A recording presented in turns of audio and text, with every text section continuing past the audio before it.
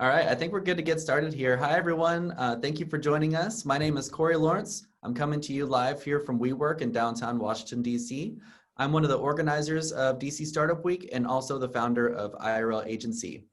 DC Startup Week is a year-round organization, and it all culminates with this 5-day conference that happens every September focused on building the startup community.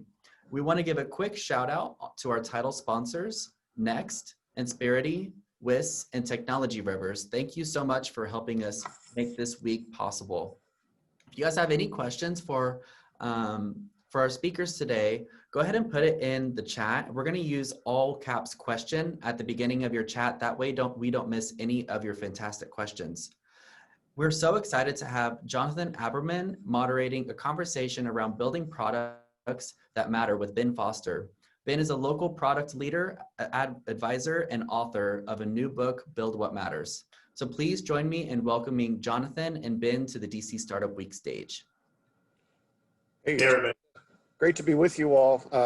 Ben and I have, over the years, I'm sure, done more than our fair share of these events. This is obviously really important to both of us, and we will do our level best to make sure that we have a good time together, even though we are, dealing with the current pandemic nonsense of human interaction through a little square screen. So I've been involved in innovation for quite a while, as I'm sure many of you know. My business, Amplifier Ventures, has helped start 20 tech companies over the years. And once I became a VC, it opened up a lot of interesting doors. And two of them are particularly relevant to today. One is it gave me the freedom to get really involved with the whole issue of creating more of an innovative community. So over the years, I've been involved in a lot of different things to promote growing our tech community. And one of them, which we'll talk a little bit about today, is the Tandem Product Academy that Ben and I are co-teaching together with some other folks to raise the game here in our local tech product ecosystem. And the other is, because I was silly enough to answer a phone one day last spring, I'm now the Dean of the School of Business and Technology over at Marymount University. And I can tell you, it's been really interesting to be an entrepreneur and effectively doing a startup within an institution like a university. But it's also, I'll tell you straight up, it's one of those interesting moments where you really get to be a social venturer. And having been a for-profit venturer for many years, it's really interesting seeing the differences. But I can tell you, and we'll probably touch on this some, there are enormous similarities between the skills you have to master to be a successful product entrepreneur and what you have to master to be a successful social entrepreneur. And that's been very instructive for me. So Ben, that's my elevator pitch. We'll now spend the next 45 minutes hearing your list of accomplishments and spend 2 minutes on the book, so go.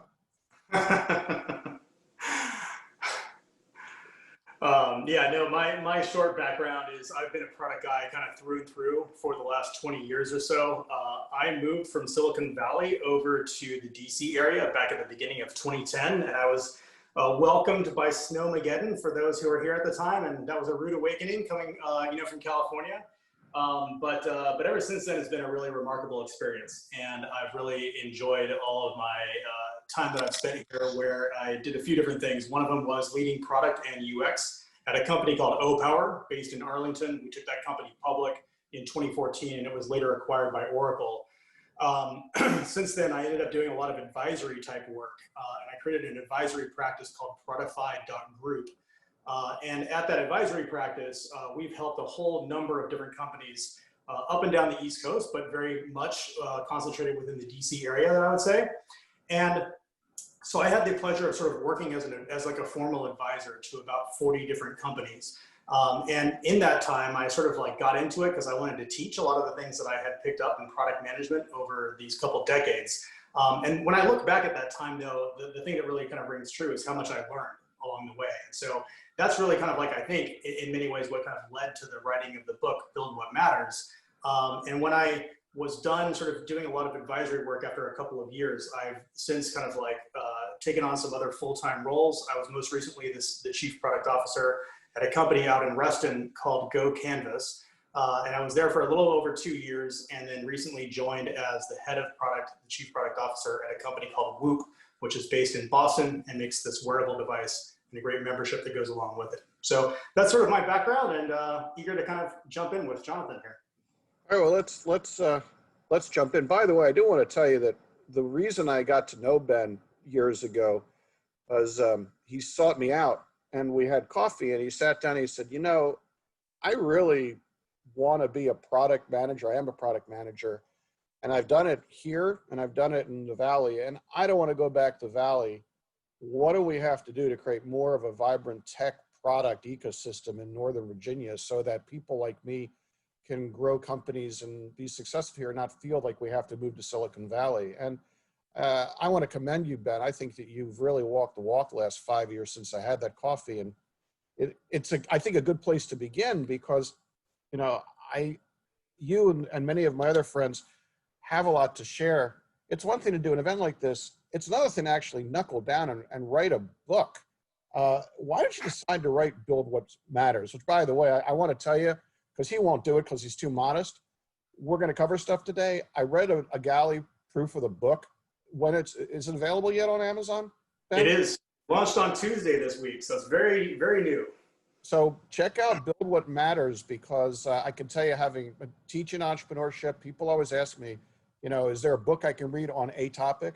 Build What Matters is a really accessible book and encapsulates a lot of the things we're going to talk about today, but it's worth having and it's worth reading. So with that, Ben, I've tried to write books in my life. I mean, oh my God, why'd you decide to subject yourself to the brain damage of writing a book? I'll tell you, things have been really boring in this COVID world, so it sort of is what it is, No, it's not just that I didn't have anything else to do, which is certainly part of it.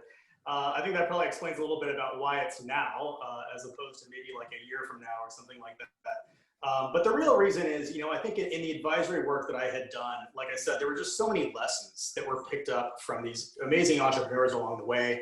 And it was really interesting. Some of the companies that we advised were major successes. Some of those companies didn't do all that well. And, you sort of see the patterns after a while of what sort of works, what doesn't work, how does product play a role in those outcomes, and what makes it so that one product team is successful in one case and another product team that seems like they're doing a lot of the same things ends up running into failure.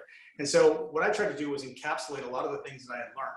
And in the advisory practice, we're always trying to share what we've kind of like figured out along the way with the next company that we work with. But we wanted to share that a little bit more broadly. So this is co-authored with the guy who now runs that advisory practice, Rajesh Nurlikar. And he and I just had a lot of very similar points of view on this. And as we talked to other product leaders and things like that, they said this would be a really beneficial book, both for entrepreneurs as well as for product leaders and even investors as well. And so we thought, hey, it's great to get that kind of like a little confidence boost, I would say, when people said, hey, this content's really valuable for us. Why don't you go ahead and put it together? And so we did. And so I'd say, there's sort of like the business angle as to why you might write a book like that. But the real reason was just really on the personal front. It's really rewarding, I gotta say, at this point. It wasn't all the way until the day that it shipped. But now that it's live, I gotta say it's actually very personally rewarding to have something out there. I have never had any friend of mine who's been through the process of writing a book describe it as anything as other than incredibly painful and almost a relief when you ship it off. But having said all that, I do find it interesting to think, and you revealed some of it, you're a product guy. You spend your life sort of acculturated to product market fit, right? Did you find that as you started to write the book and as you started to write the chapters, did you find that you were actually modeling product market fit behavior even as you wrote the book? It's a good question. I hadn't really thought about it that way, but when you frame it that way, I guess I would say between the two, writing a book is far easier, as painful as it can be, than trying to find product market fit. I think the thing that was helpful in writing a book was just knowing that at the end we're going to get success. It will be published, it will be out there, it will be fine. And a lot of times when you're starting a company, you don't know if your product's going to actually get out there. You don't know if you're going to get visibility in front of your customers. And so there's sort of like that confidence, I think, of just if I embark on this project, it'll actually go somewhere, which is always a difficult thing for entrepreneurs and for founders, where they don't know where the future necessarily leads. The one thing I'd say was probably a little bit more challenging about writing a book versus product market fit and finding product market fit for like, a company is that I think it's okay. It's kind of deemed to be okay to put a product out there, especially a digital product, a software product that isn't quite good enough, right? And that's like part of the process. You put it out there, you get to a minimum viable product, you get enough to get feedback from real customers, and then you adapt and you tweak the product and you improve it on the behalf of your customers and your target market. In the case of writing a book, probably not a good idea to kind of put version 1A out there and sort of, look for that 2-star review, try to figure out why it's 2 stars, and then go, make a next, version of the book. It's probably not exactly the best strategy. And so, while along the way, we certainly got some feedback from some friendlies and things, the reality is you kind of put it out there and it's done. And I think that's just a fundamental difference that makes it a little bit harder in writing a book. Interesting. So everybody, as you know, I'm going to be watching the chat. So if you have questions, I'll try to weave them into my conversation with them. But then at the end, Corey and we are going to work to get opportunity to ask some questions individually. So with that, before we go on, Lena Keith put something that I thought's interesting in the chat. Why don't we just answer quickly? Ben, when you and I were talking about whether or not to stay here, why did you not want to go back to the Valley? Why did you want to stay here? It's a great question. I'll admit that I thought about it. There's a lot of companies doing some amazing stuff over in the Valley, and there were several personal reasons that I didn't really want to go back. But I honestly think that there were 2 major reasons that I chose not to. And the ones that stand out for me are, number one is Silicon Valley has all the things that it needs to be itself. It's its own thing. And whether I go back to Silicon Valley or not, I don't really know whether Silicon Valley is itself going to notice. And I thought that, given that we're a little bit later to the game, I think in the kind of startup community than Silicon Valley, and just like the rest of the world is, I felt like I could have a much more outsized impact here. And so I wanted to do that. That's kind of what got me into doing advisory work for companies, was really just kind of the impact that we could have to create some of those successful outcomes for those companies that would lead to talent choosing to stay in the area, that would lead to investors choosing to invest here. And I feel like, whether measurable or not, I feel good about what I've sort of seen as a result of that. I've seen, in the last 10 years since I've been here, it's been a complete shift in the way that people perceive, folks who are working at startups, founders, technology industry, et cetera. And I think it's really been a sort of like positive change. So to the extent that I feel like, I've hopefully been part of that, that's something that's rewarding for me.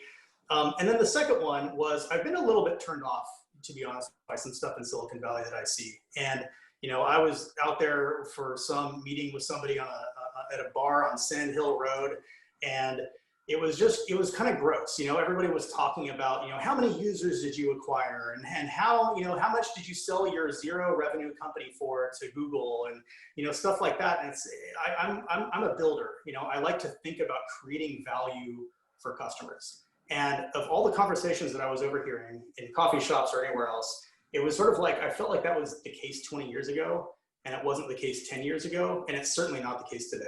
I just don't find that there's the same sort of like interest in actually driving value for people, the same way that I find that within the DC area, which is nice. I think it's something we should be proud of here.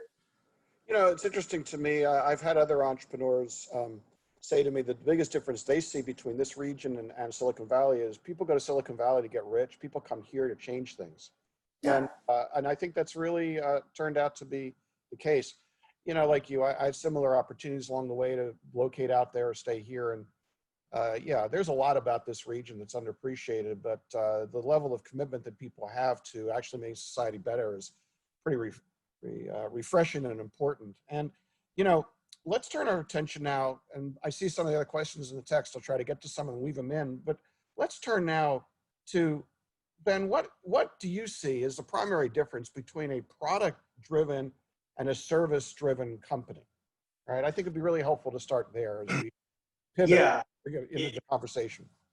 It's a foundational part of the book for what it's worth, but I would say, this almost like what was the sort of thesis of the book, right? Is that we've heard so many times, I get in these conversations with founders for an initial meeting, and they go up to the whiteboard and they do some, 20-minute pitch on why their company is going to be amazing. And they talk a big game about how they're going to change and revolutionize this industry, or they're going to become a $300 million valuation company, or get to some sort of, revenue figure, et cetera. And often what I don't hear is the word customer. And that concerns me a little bit, right? And I think that in a services driven or a sales driven company, that's sort of like normal to some extent, because what happens is there's like a different, there's a different causality in how you actually operate. First thing that happens is you meet the potential customer. You learn exactly what that customer wants, and then you find a way of saying yes to meet the needs of that individual company, right? So consider like an Accenture or some sort of like organization like that. They're going to get an RFP. They may say no to a few things in the RFP, but for the most part, they actually want to say yes because they make more revenue the more closely they can create a product that actually meets the exact specification needs of a customer.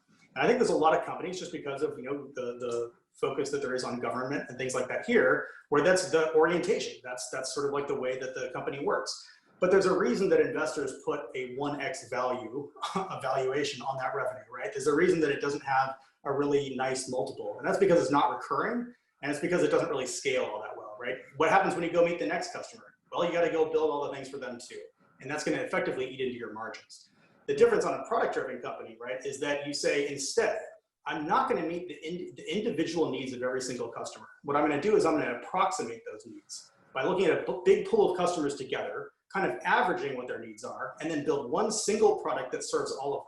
And there's a really interesting kind of nuance and important element here, right? Because it means that you have to do the hard work to not just respond directly to customer requests, but to say which ones matter, which ones don't, right? And that's kind of like, hence the notion of the title of the book, Build What Matters, is in many ways about trying to identify which are those things that you actually need to build, and where do you need to say no in order to be the innovative company, to kind of do the innovative work on the behalf of your customers today and the customers that you're looking to acquire tomorrow, to make sure that this is where the causality gets switched, where instead you build the product first, put it on the shelf, make it available to them, market it to them, and then they decide to buy it as is, right? That's the ideal kind of way in which a product-driven company works. So that's kind of like a foundational difference. And because it scales so much better, so much bigger, that's why you're getting much higher multiples on product-driven companies. I think that the key to all this is, number one, there's a tendency for people to talk about service-related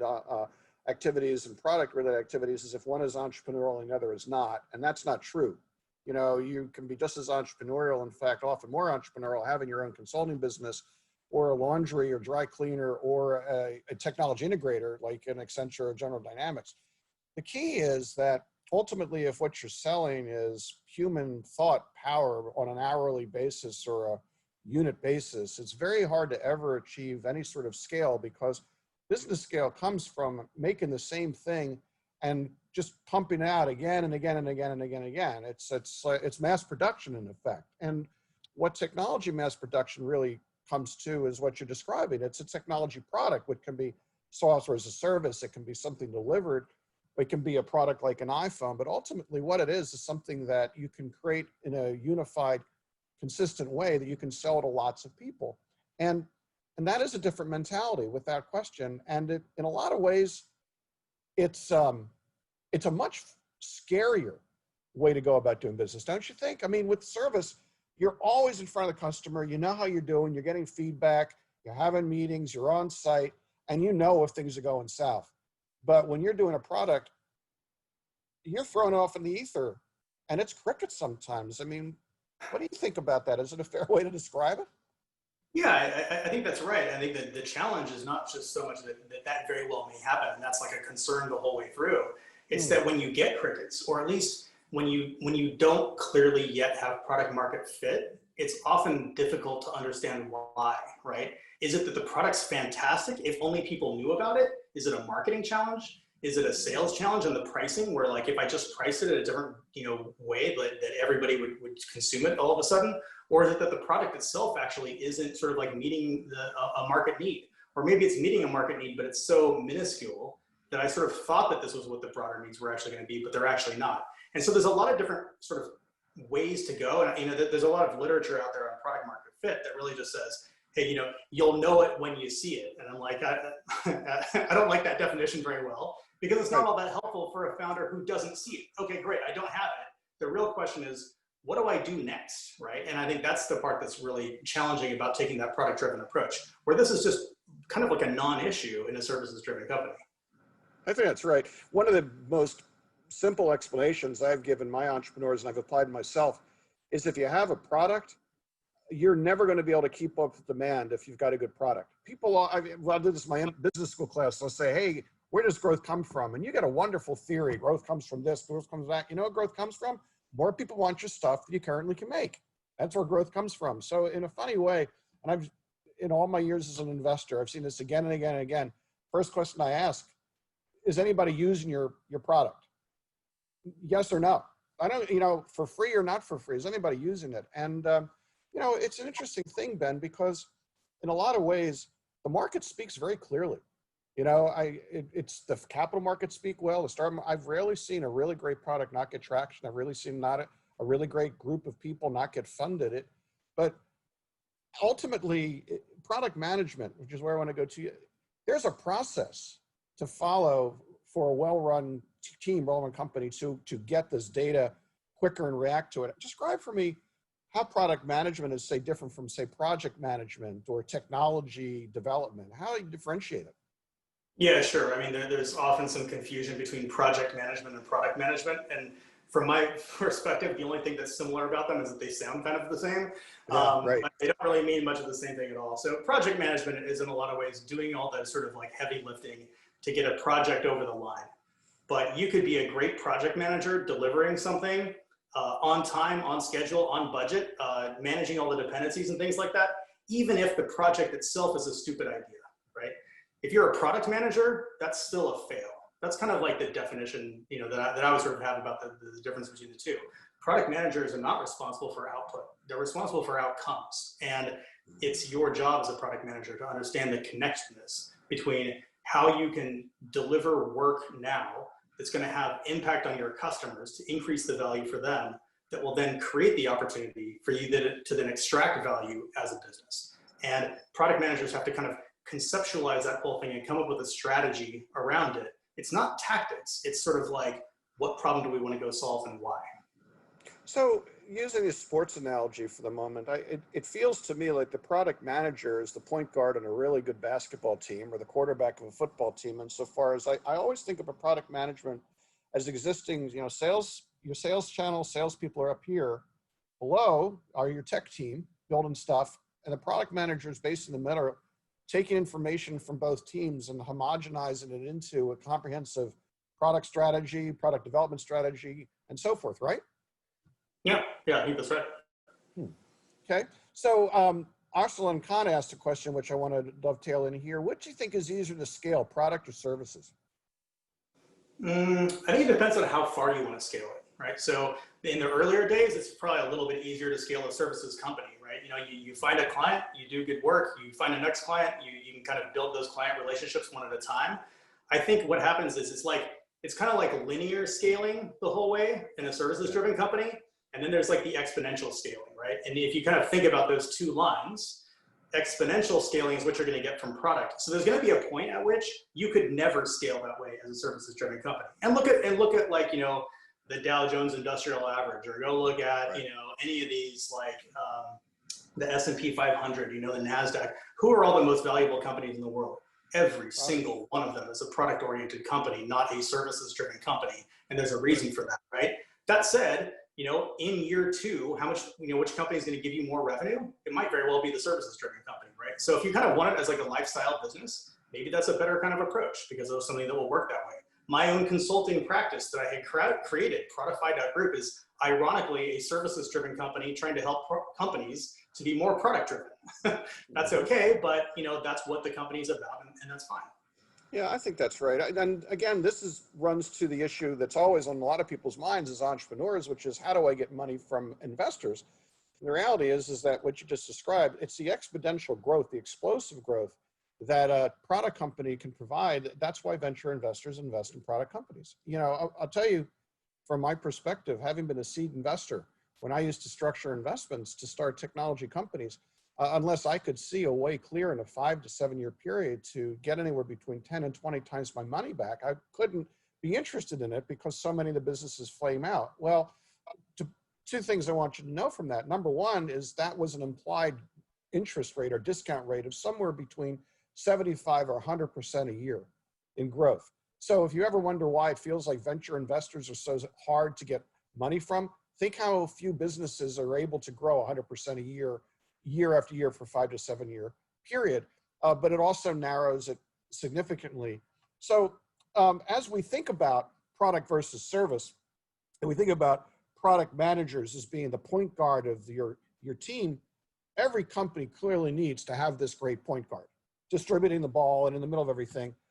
They all should have it, but yet there are some clear common dysfunctions that you see, and you identify, I think, 10 classic top dysfunctions of product management in your book. You want to give us some examples, because it might help our watchers, listeners, identify this in their own company so they know to have everybody go buy your book, as an example. So I would, I'll call attention to a couple of them. 10 would be a bit much for this, but a couple of them I would say, maybe the first one and the one that I see most frequently is product management, finds themselves in a position where there's always more work that you want to do on the product than that you have capacity to do. I've never yet once, in all the time that I've done product, met a company that had more engineers than they knew what to do with, right? That just doesn't even make sense. And so you're always going to get a lot of sort of like barrage of, sales looking for this and customer service looking for that, and individual large scale customers looking for, tweaks to the product, engineering telling you that we need to work on technical debt and so on. And because you're that sort of hub and spoke model to some extent, the hub's going to get a lot of attention and there's going to be a lot of needs in the product. And I think that the product managers can often make a mistake when their response to that is to try to like appease everyone as best they can. That's not the job, right? The job is to make your customers successful using your product, period. And you find a way to get there. And so, I think that's one mistake and one very frequent one that I see within product. The other one that can happen sometimes though is almost like the opposite problem. It's like the ivory tower of product management.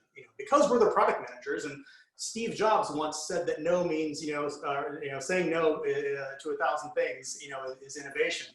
That somehow that empowers me because of my title to just make all the calls, and it's like, no. You have to come from a position of knowledge about who the customer is, the business strategy you're trying to go after. And if you haven't done your homework on that front, I think you can be kind of like guilty as a product manager of taking that type of approach. And then maybe the third one that I see very frequently as well is this very narrow focus on sort of like, metrics and sort of like hitting results in such a short period of time. It's almost like the downside that kind of naturally comes from an agile process, which is you try to break things into bite-sized chunks. You try to get them out there really quick. You try to see what the reaction actually is in the market. And given what that reaction is, you then pivot and you make other kind of like small tweaks. It's good to be nimble and to be flexible like that, but sometimes the result of that is that companies end up being so short-sighted where it's almost like they kind of guarantee their own failure along the way by kind of getting something to less than an MVP level, saying, hey, I'm not seeing a ton of traction right now, therefore I'm going to pivot. And then they pivot until they're out of money, and the company's kind of like nowhere. So those are kind of like 3 examples of some of those dysfunctions. There's several more that are out there, but those are the ones that I tend to see pretty frequently. Yeah, I've seen them a lot in my career as well. And before I go on, I want to make one clarifying point. To ask a question, what about Amazon? Are they a service or product business? And in our definition, they're a product business. Why? Because you don't call up Amazon and say, I need to buy some coffee. I'm kind of like coffee that's really strong, and I want to source it from Omaha, and I need 2 boxes of it. Amazon puts a bunch of stuff through a technology platform. You go and select what you want, you buy it. So when we talk about product, guys, we're really talking about as a business model that uses technology to do for many, many, many people the same thing at the same moment, rather than individually tailored things. So, yeah, I would add to that. I think the e-commerce sort of like, the e-commerce solution itself is the product, right? Right. And it monetizes by running revenue through it, and revenue and goods and products and things like that through it in a lot of ways. The other thing to note is that while Amazon is often thought of as being like, this massive retailer, the reality is most of the money that they're making is actually coming off of other things like AWS. Look at Amazon Alexa, Fire TV Stick, the list goes on, Kindle, whatever. These are all going to be products as well. When you sum it all up, Amazon is far more of a product company than I would say that it is a services company. Absolutely. So we talked about the dysfunction some. As I read your book, it seemed to coalesce around 3 major sort of subcategories. Can you talk a little bit about those three components and how they relate to give us a roadmap for how to think about your product management thinking? Sure. Yeah, absolutely. So the book's kind of broken down into these three parts, and we kind of part one really says, hey, here's these 10 functions of product management, and in a lot of ways, we kind of felt like that would be the thing that would make readers appreciate that, hey, this book is for me, right? Like, yeah, I've personally encountered 5 out of these 10 myself. And so, it kind of illustrates a little bit about what the book is about. The second part of that first component is really saying, hey, there's actually this one thing that's common across all of them. All these 10 dysfunctions are all kind of the same thing. It's really the result of a void, of a vacuum that kind of like exists within product leadership sometimes. And the best way to solve that is kind of like an offense is a good defense, right? Where you need to kind of lay out the vision and the strategy for where we're headed. And if you can get everybody bought into that, then suddenly people don't want to pepper you with all these kind of like, interesting requests for the next thing that they could do, because they know that it's coming at the cost of this direction that you've gotten everybody really excited about, right? And so the key is kind of like focusing on that first. So that's kind of like part one, is just sort of really making that point and really defining what it means to be a product-driven company by operating in that manner. The second part really just kind of illustrates, here's how to actually do it. Here's how you go establish, what the key outcomes are that you're trying to deliver for customers and for yourself. Here's how to go lay out a really solid product vision that people can actually get behind. And here's how if vision is like a strategy, vision is like planting a flag at point B, and you're at point A today. Strategy is the path that you sort of intend to take to get there, right? And it doesn't mean that it has to be all laid out in infinite detail. It just means that you got to have kind of like the overall kind of like stages for how you're going to get there, to ensure that the work that you're doing at any given point in time is actually leading you in the right direction, right?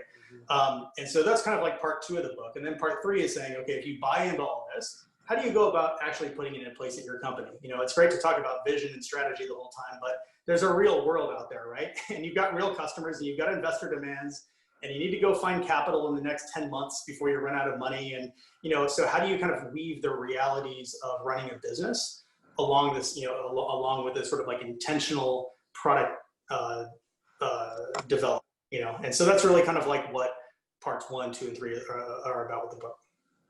It's interesting to me, you keep using the word vision, and vision to me is like one of those words like culture or pivot that get thrown around in the tech ecosystem like M&Ms at a Van Halen concert. So now I'm really aging myself. Oh man. Anyway, what do you mean by vision? I know what I mean by it, but what do you mean by it, Ben?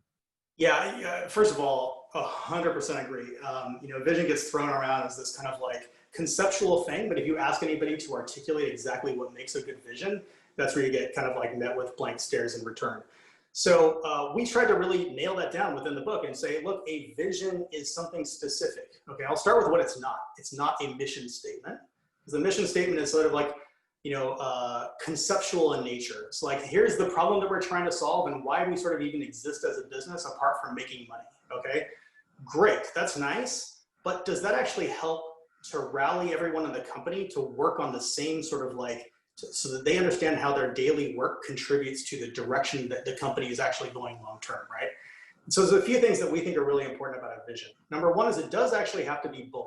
I'm not interested in visions that are like, hey, in the next 2 months, we're going to be here. Because in 2 months, you're not going to do anything that's really dramatic and really bold. I'm sorry.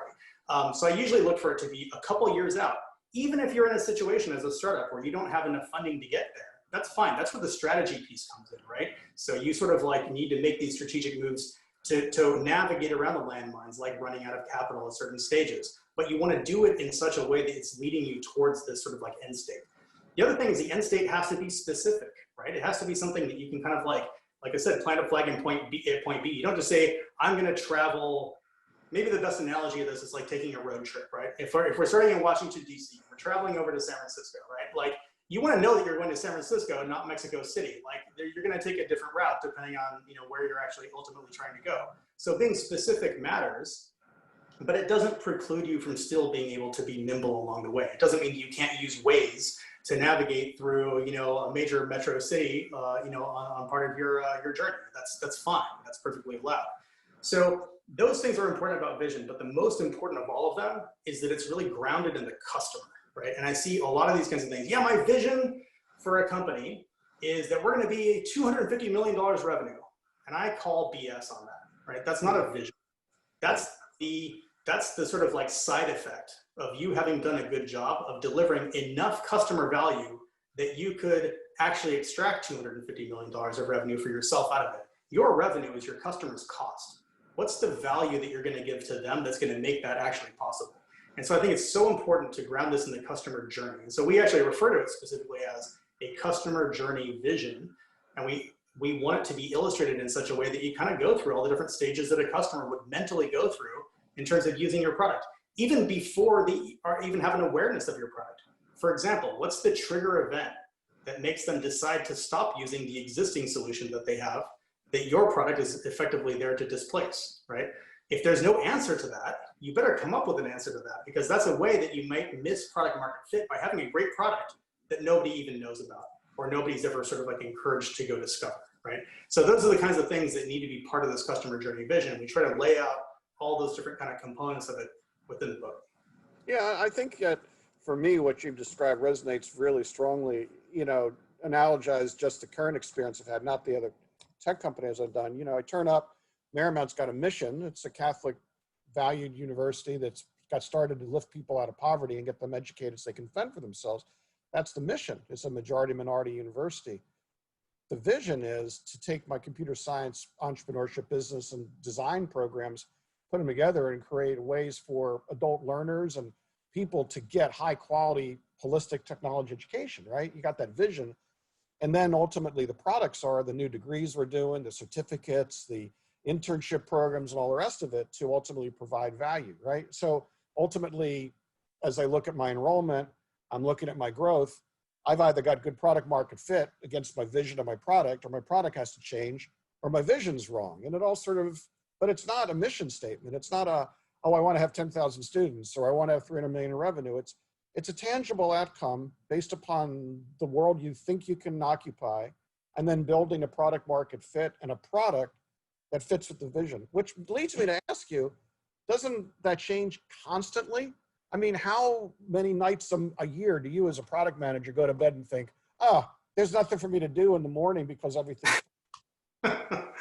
Yeah. Well, it changes constantly for a whole variety of reasons. You know, obviously the one that, I mean, we're doing this whole thing digitally, right? That probably wasn't envisioned 12 months ago when this event was getting organized.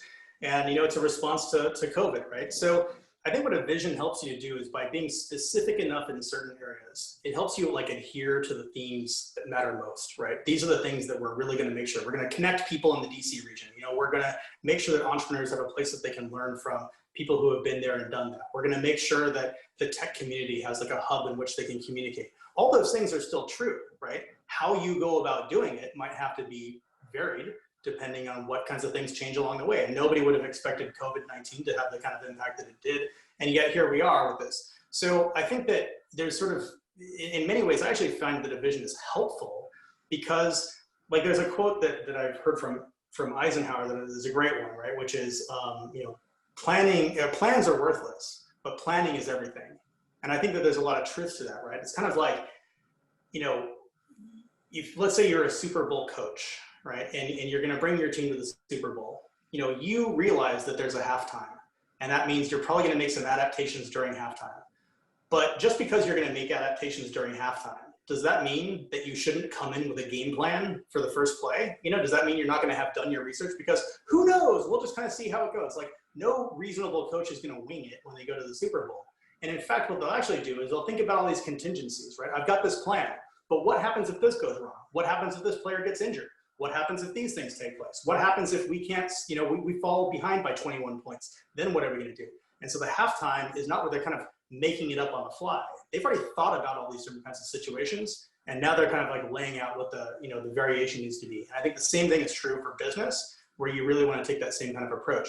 So, you know, as the world changes around you, hopefully this work actually prepares you for those kinds of things, rather than being this kind of like, you know, rigid plan that you can't do anything about. Again, plan's worthless, planning everything. And Mike Tyson used to say that everybody has a plan until until they get punched in the face, right? So you've got these two sort of conflicting anecdotes that we throw at entrepreneurs all the time. You know, you want to plan, but then as soon as you get into the ring, you're going to get hit and you're going to have to adjust. So I've often had entrepreneurs say to me, hey, Jonathan, when should I stop, right? You know, that's a big question. I'm running out of when do I stop? But a more positive question is, Ben, how do I make the choice for when to adapt my product to what I'm hearing and when to stay the course and just be stubborn and double down? How do you develop that skill? How do you make that decision? Yeah, I don't know the answer to that every single time. I think that there's an art to this and there's some judgment that needs to be made along the way. There's no doubt that that's the case. There's no scientific, follow this procedure and you're going to get it right every single time, right? However, I'll tell you that you're in a hell of a lot better place if you actually have some sort of like concept of, here's what we're going to do first. Here's what we're going to do next. I can anticipate the kinds of moves that we would need to make if, right? So, I'll give you an example. So I'm the chief product officer at Whoop. We make this wearable device. Amazon just announced that they're launching Halo, which it will be a competitive device for a lot of people, right? Had we not had any plans in place, we'd probably be scrambling, freaking out. Oh my God, what's going to happen? Are they going to eat our lunch? No, we're not worried about that because we already have a plan that keeps us 1, 2, 3 steps ahead of Amazon. And I can't tell you what those things are here, but I can tell you that come on. No. Yeah, sorry. But they exist. And so it allows us to actually, be able to stay the course even in the wake of changes that are taking place. Right. But I think that vision is really that kind of like important part. And there's another example from Whoop where we did sort of like have to change and pivot pretty dramatically. So a part of that customer journey that was never identified as part of that vision, that was never critical to this, is how consumers paid for the product. And if you wind the clock back about 2.5, 3 years, this is a very expensive device to manufacture, as it turns out. And so we were charging, retail prices of $300+ to get this device that doesn't have a watch face on it, right? And why would you necessarily buy that? We were having a real hard time getting, like, what I would say, strong traction at that time. And we decided to really change it. For the people who were using Whoop, they were finding amazing outcomes in how it was sort of like changing their lives, making them feel more fit, making them feel more energized. They were waking up in the morning feeling better, et cetera. And we saw this time and time again. So how come we couldn't translate that to growth? And the answer was there was this thing that was getting in the way, which is this very high price tag. And so we changed the whole entire thing to a subscription model where you get the device for free if you basically sign up for a subscription. And when people hear that they can basically get started using Whoop for $30 a month, that changed things very dramatically. And the growth rate has completely taken off. The company's been around for 8 years, but it's starting to get really known about now, I would say, because of the traction that's sort of a result of this one change that was made.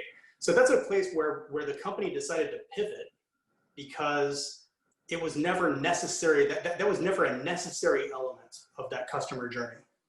So that gives kind of like space to be able to be creative and kind of be responsive to things that were happening. Then there were other places where there wasn't that kind of space. And in the very early days, this device had some problems with being as accurate as like a chest strap, right? And so people would say, investors would say, why don't you guys just forget the whole hardware piece of this? And the reason for that was because the reason we were getting those outcomes for customers was because it's a device that gets worn 24/7. No one's ever going to wear a chest strap 24/7 while they're sleeping in bed. It just simply doesn't make sense. But this is a device you can wear on your wrist for 5 straight days, and you can charge it while it's on your wrist. Okay, we need to overcome the hurdles associated with getting enough heart rate accuracy to make the product work really, really well. And so that was like a firefight for that team for years to get it, to get the components and all that kind of stuff to work just right so that it could be, good enough. But the reason that was essential is because we couldn't rely on some other device that was never going to be comfortable enough to wear 24/7. So that was an area where the company was running into headwinds as well, but there they decided to persevere. And that was the right decision, in this case, because if you hadn't done that, you would have unraveled the whole, element of the customer value that you were attempting to deliver in the first place. So understanding where that customer value comes from really helps to clarify where you can sort of like, shape, or you can sort of like shift your direction and where you really need to stay the course. Here's the reality for everybody. The reality is that what we're talking about here is having a strategy, having a process, having a plan, so you can narrow the likelihood that you get it wrong. But let's be completely clear, and Ben and I both seen this. every successful entrepreneur will tell you that there was a moment in time where they could have zigged and they zagged, and it turned out to be the luckiest thing they did. And what we're describing here is a process to increase the possibility that you'll get it right. But don't let anybody fool you for a moment. We study, as an industry, we tend to study the successful startups because they're the ones that attract attention. So it always looks like they all pivoted correctly, they all achieved product market fit, and they all did. But if you fail because you're unlucky, it doesn't mean you didn't apply good discipline, you didn't apply good skills, or you increase the probability of success. And I just want to make sure we're all clear about that. There is no magic bullet, because this is a random walk. All we're talking about, right, Ben, is helping them to narrow the role of fortune in our lives rather than eliminating misfortune, because that's impossible. Yeah, and I think that's, I'll try to tie a few things together since we're kind of running low on time here as well, which is, that's in many ways what we kind of try to do with the book as well, was to share real stories from real companies, either that we advised or that we were, in operational roles in. So I talk about OPOWER, and I talk about Contactually, and I talk about, some of these other companies that I've worked with along the way, and share their stories, because I think there's just so much more sort of accurate and appropriate for the kinds of people who are going to be reading the book. And I'm so tired of these kinds of situations where you get, whether it's a book or a blog post or something like that, that basically is some outsider's attempt to try to reverse engineer what made a massive successful company like an Amazon or Uber or anything like that successful originally. And they kind of try to rewire, well, the great decision that they made was this, and therefore all you got to do with your company is do this, and then suddenly somehow you're going to get that same kind of outcome yourself. That's almost like not giving enough attention to the role sometimes that luck or fortune or whatever kind of plays in this as well. And so we try to kind of make this a little bit more realistic with real companies, and rather than trying to say, it's almost like you could ask somebody who won the lottery, hey, what was your strategy for getting rich? And they'll be like, well, what you do is you go to this 7-Eleven and you pick up a lottery ticket there, and you bet on the birthdays. That's where it really, but that's where it happens. Guidance that you would actually give to the next person. Yes, that's your story, but is that the guidance that you would give to the next person here? And I think that it's important to look at it from kind of the other approach, which is, just kind of come back to some of the stuff that you've been working on, Jonathan, and that, I'm a part of too, with Tandem Product Academy, is that's really kind of I think what that whole thing is about, right? Mm-hmm. Is about making sure that, that there's clear kind of guidance, and it's about giving recommendations that are highly actionable, not just based on some sort of one-off story that happened, here or there, right, and was as much a function of fortune as it was anything else. Mm-hmm. I think that's right. And by the way, the point was made that, luck has a point, so is bias, and that's absolutely true. We live in a world where, things are not always fair. The best we can hope for is to get our opportunities to get a turn at bat, and being prepared is absolutely the most important thing any of us can do. And boy, we have to fix the bias issues over time as well. I'm glad we're talking about those issues as a society. I'm old enough to remember 1968. This is a very different time. We're seeing people talk about things in a much more positive and change-oriented way. It's no longer an issue for a certain subset of society, and where the rest of us looking on thinking, we wish you the best, hope it works out, not my problem. I'm really pleased about that. And Ben, I think that I want to tie that into a question that we haven't discussed, but I think in some ways is being brought out, the bias and the inequality issues being brought up by COVID. And as we look at COVID, and how do you see what the pandemic is doing or has done? How do you see it playing out for entrepreneurship and innovation over the next few years? What's going to be different, in your opinion? It's hard to say. Predicting the future is always a notoriously bad idea. But I would, what I would say is, certainly remote work is a big part of this, right? I think that companies are in this situation. They're trying to take advantage of the current circumstances, which is I can hire people anywhere now, right? Because if they're going to work from their house anyway, then why not hire them anywhere? Why would I kind of constrain my search to something that's merely local? So now you get COVID behind us at some future date, and you've got all these remote employees, and now suddenly you've got to sort of rewire your business to be able to function that way. And so I think if you think about that from a diversity standpoint, I mean, one of the things we don't talk about that often in the country is the sort of like opportunities that exist in the big cities and stuff like that. There's so many, great designers and UX collaborators and things like that I've seen in DC who have moved to San Francisco because that's where the jobs are, or something like that. And I would like for them to have a reason to be able to stay where they want to stay or to live where they want to live. And so I think you're going to get this sort of like equality that kind of like, gets built out. And in many ways that hopefully there will be some good outcomes from this, where it won't just be about, who's who in what specific city, but it'll be more about the actual merit that you provide, the actual value that you provide to a company. So I think that this election is enormous. It's a real crossroads for a country and how the economy gets structured, without question. And without question, we're going to be dealing with large issues of inequality, large issues of access, whoever the president is. But we're also going to depend upon how the regulatory environment's structured. There's going to be a lot different opportunities for entrepreneurial behavior. Frankly, we're in a situation right now where a lot of the opportunities for startups are severely constrained by monopolies, in different parts of our economy. There's no doubt antitrust regulation or different regulation of the ISPs would create a lot of opportunities. I think we probably need to wind up. I know I could talk with you forever. Any final thoughts before I let you return to your dynamic product practice and I go continue to educate young minds? No, let me throw this out there. I know that there's probably a lot of questions that are out there that we didn't have a chance to get to today. I think we wanted to make sure that we covered, a few of those questions along the way. So thanks for doing that, Jonathan. But, I just wanted to note that, I'm certainly available. Part of the whole thing of DC Startup Week is to connect people together, right? And it doesn't have to be over the course of a single hour. So, my information is really straightforward. You can reach me at ben@prodify.group. If you have questions, I would be more than happy to answer your questions one-on-one, schedule time to talk at some point, et cetera. Bear with me if it takes a while to set those kinds of things up. But if you have any follow-up questions, or, I see this as the beginning of a dialogue with the broader community in the DC metro area. So happy to do it. And I just saw the question here. It's ben@prodify, that's PRODIFY.group. So reach out to me there, or you can find me on LinkedIn, but happy to connect with all kinds of people locally. And, let's have this be the beginning of a longer conversation about where we can go with product in the region. All right, well, thank you, Ben. Corey, over to you.